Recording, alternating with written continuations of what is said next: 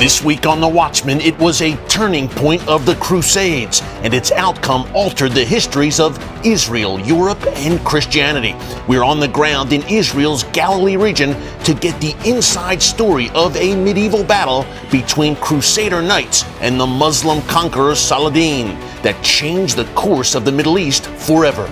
The Crusader army numbers about 20,000, and Saladin's army is about 30,000. Within a month, the Galilee falls to Saladin. In September, Jerusalem falls. By 1189, it's all over.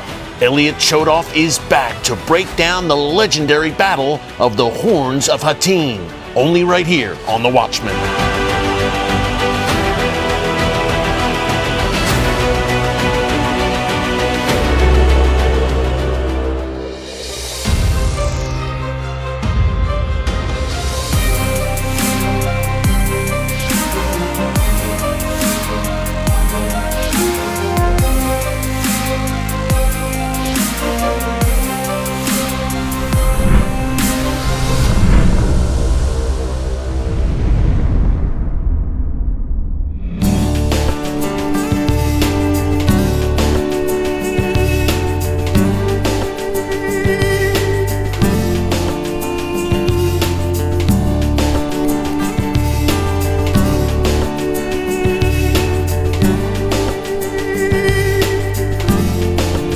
Elliot, it is great to have you back with us in a very significant place historically for the region, for Europe, and for the world, really. Absolutely. We're going to dig into the Battle of Hattin today. Now, you and I usually are talking about maybe First Temple period, Second Temple period battles and history here on The Watchman, but this was medieval, the Crusader period here in the land of Israel. Let's back it up to the beginning of the Crusades and how we got here. Well, to understand the Crusades, we have to go back to the millennium. The year 1000, obviously the anticipation of the second coming that doesn't happen. A great deal of interest, a great deal of sort of build-up, and with it an interest in the Holy Land.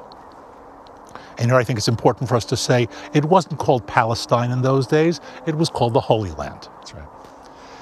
And with it, an increase in pilgrimage through that century, in other words, from the year 1000, even a little before that, but from the year 1000 on, a large number of Christians coming to visit, particularly to the Church of the Holy Sepulchre, but not only, also to this area, we're overlooking the Sea of Galilee, Tiberias. Increased friction directly between Muslims and Christians, not just on the state level, but now also on the personal level.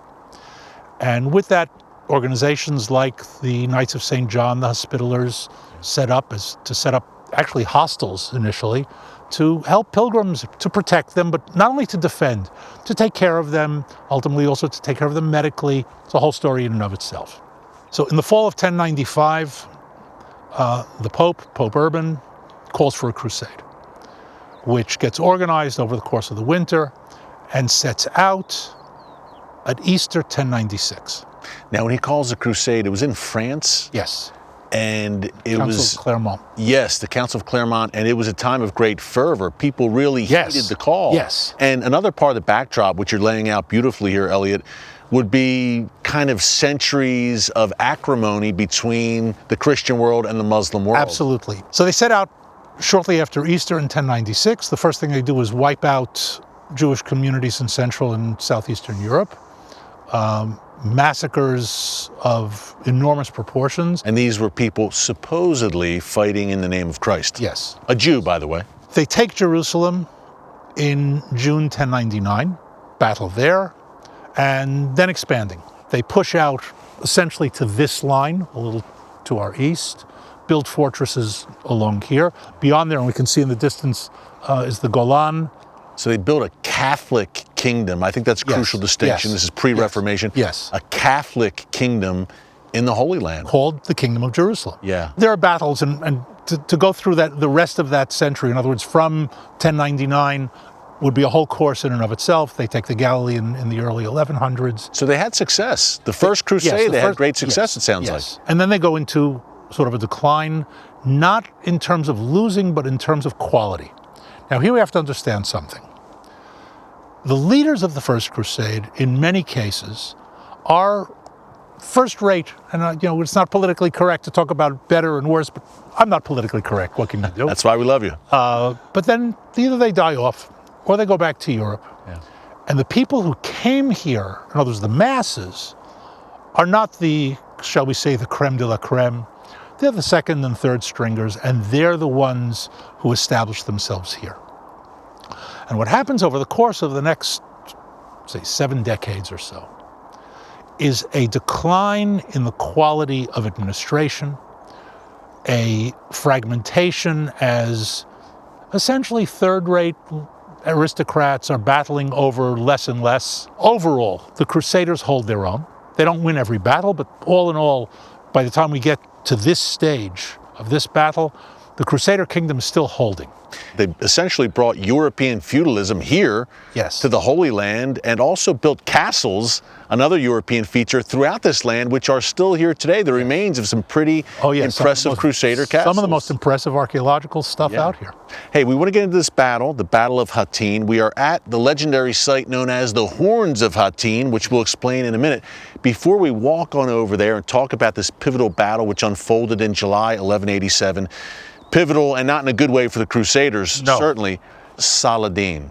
It seems that you can't understand this battle without understanding who he was. Why was he so important? Who was he? Okay. What he does in the 1100s is what armored warfare does in World War II. Wow. Probe the weak points, attack where you can be victorious, withdraw where you can't, and as we'll see in the battle here, use everything to your advantage, draw your enemy into as many traps as possible, and if your enemy is as incompetent as the Crusaders were here, they're going to fall into every single one of them. Yeah. And he was the most powerful Muslim leader in the region at that time, ruled over Syria and Egypt, and man, did he want Jerusalem back. As he wins, and he wins small victories, but winning small victories increases his reputation. And that alone gives him more and more power as time goes on. Yeah. He knows enough not to fight losing battles, and he's not going to get into those kinds of situations. He'd rather win 3 small battles than risk 1 large one, until he gets here when he takes it entirely to his advantage. Yeah. Well, let's break it down, Elliot. Let's take a walk as we break down one of his, if not his most famous victory, the famous victory of Saladin at the Horns of Hattin, and how it changed the landscape of this region forever. Lead the way, my friend. Let's go.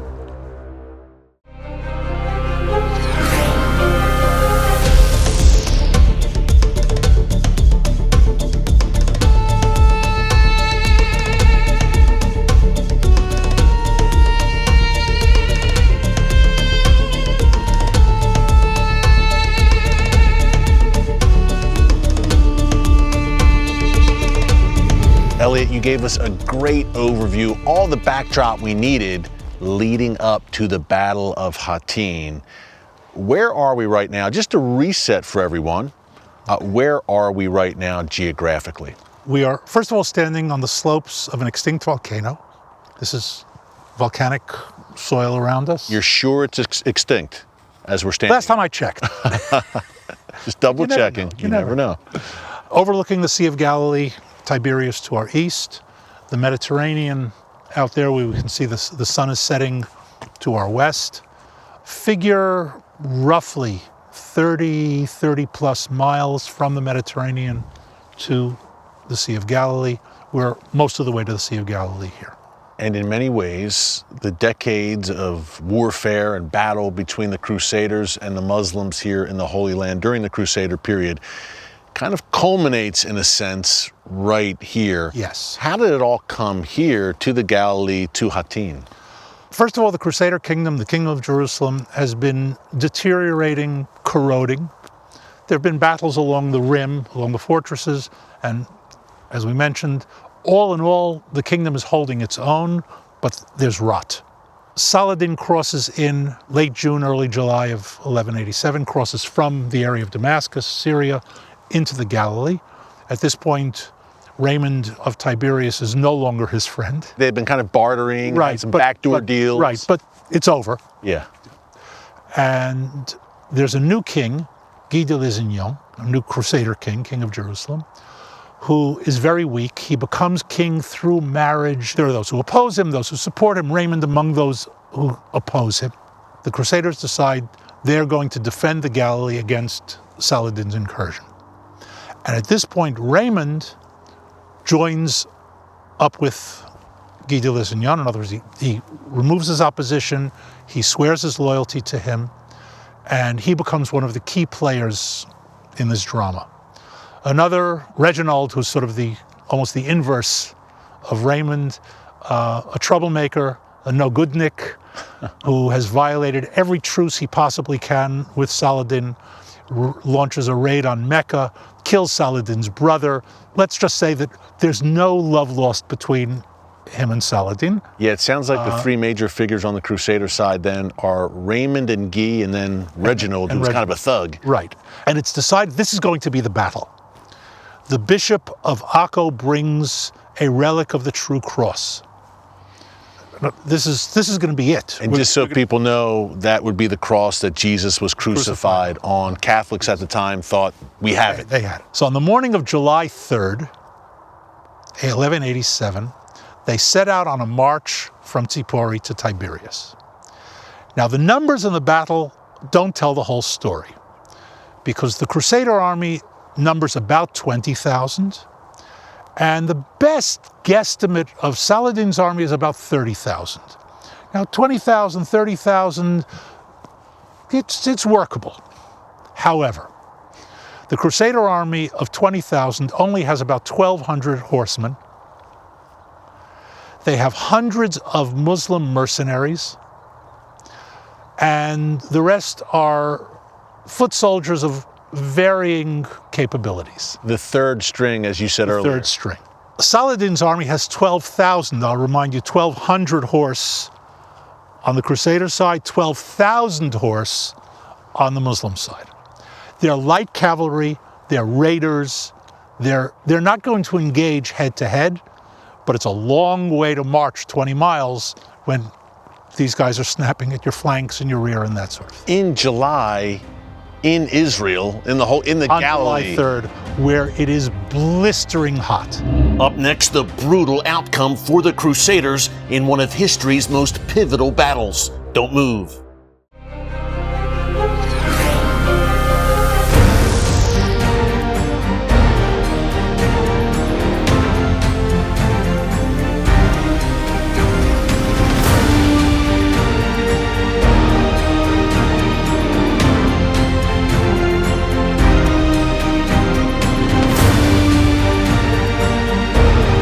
Guy knows that his rear guards, who have been fighting the Muslims all along the way, and his core force, by the way, core horsemen, are the monastic knights of the Hospitallers and the Templars. The Templars, of course. Okay.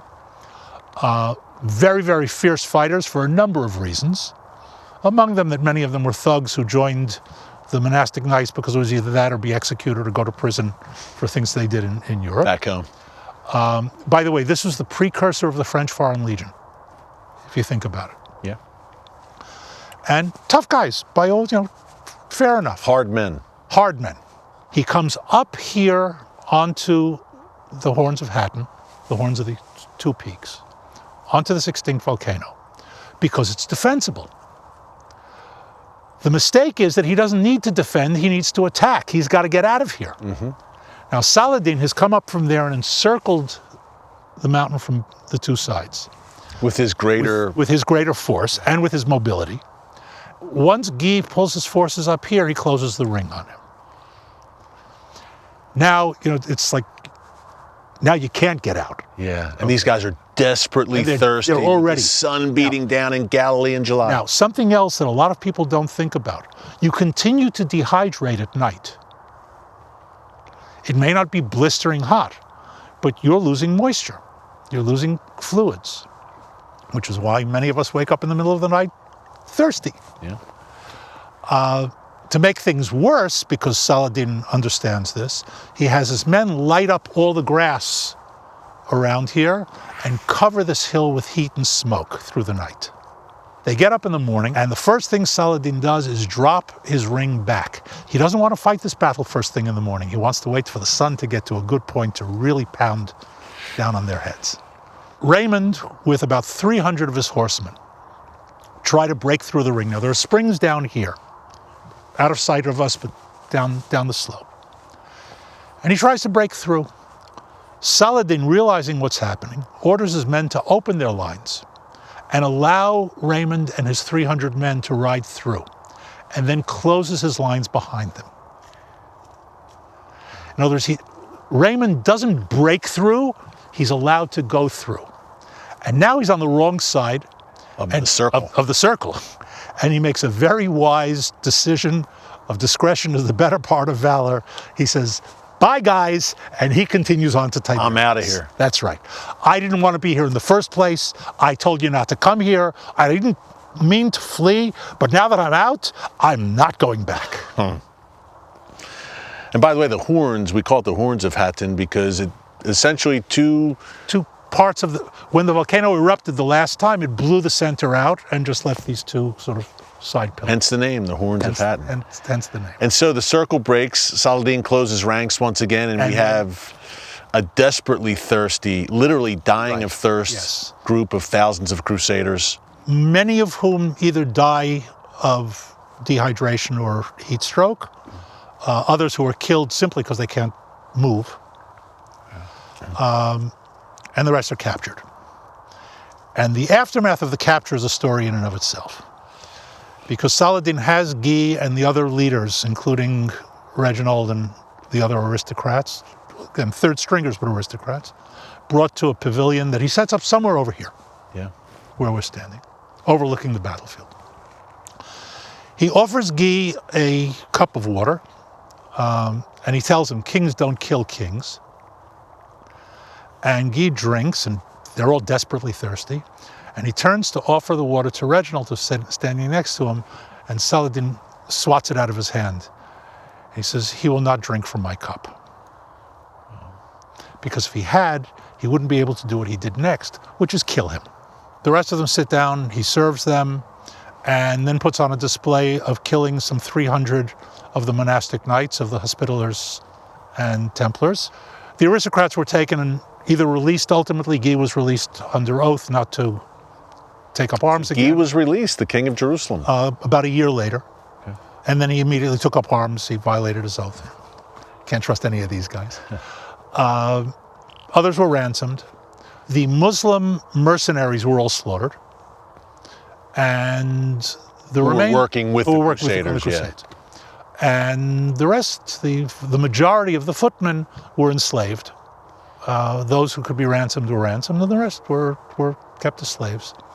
But the key here is that 20,000-man army was made up of reserves pulled from the garrisons of fortresses all around the country. So that when that army went down, you had a totally weakened kingdom. There's a basic rule that your offensive capability is what you have in surplus to your defensive capability. First, establish your defense, and what you have left over, you can go on the offensive with. He violates that rule. He depletes his defensive capability in order to go on the offensive. I'm talking about Guy de Lusignan. So when he loses, the defense fails also. Within a month, the Galilee falls to Saladin. In September, Jerusalem falls. Belvoir and Tzfat hold out another year and two, but by 1189, it's all over. Like dominoes, and it all began here? Yeah, and it all began here. And this sets up the Third Crusade of 1191, which maybe we'll do another show on. That would be another show for sure, because Saladin, who had great victory here, of course, tastes defeat at the hands of the Crusaders to Richard the Lionhearted. And others. Coming up, final thoughts from the Galilee on the lasting impact of the Horns of Hattin battle over 800 years later. Stick around.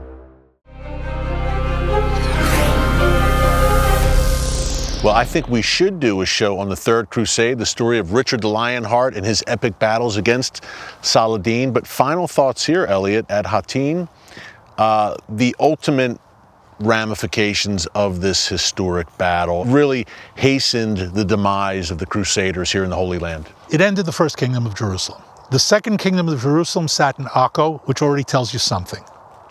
The Third Crusade, with all of its local success, is a much weakened effort compared to the First Crusade.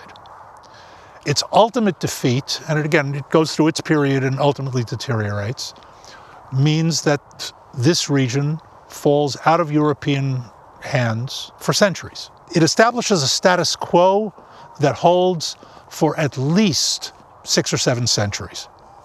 I'm talking about for the entire region.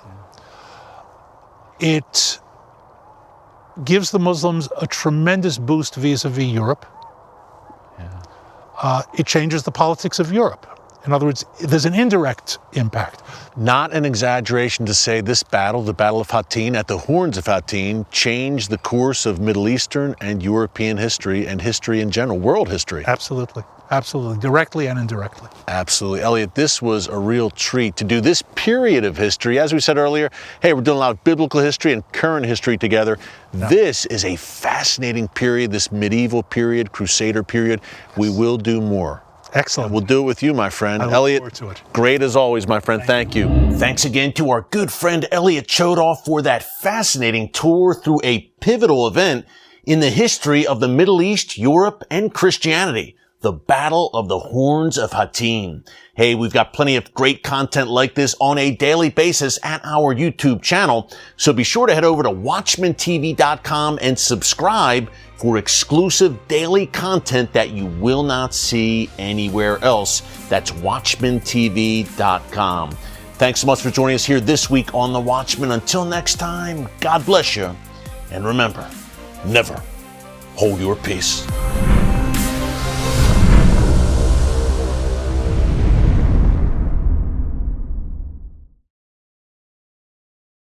Hey everyone, thanks for checking out the Watchman Newscast. Make sure you hit the subscribe button so you never miss an upload, and tap the bell icon so you're notified every time a new video is posted. And don't forget to share your thoughts, insights, and comments below.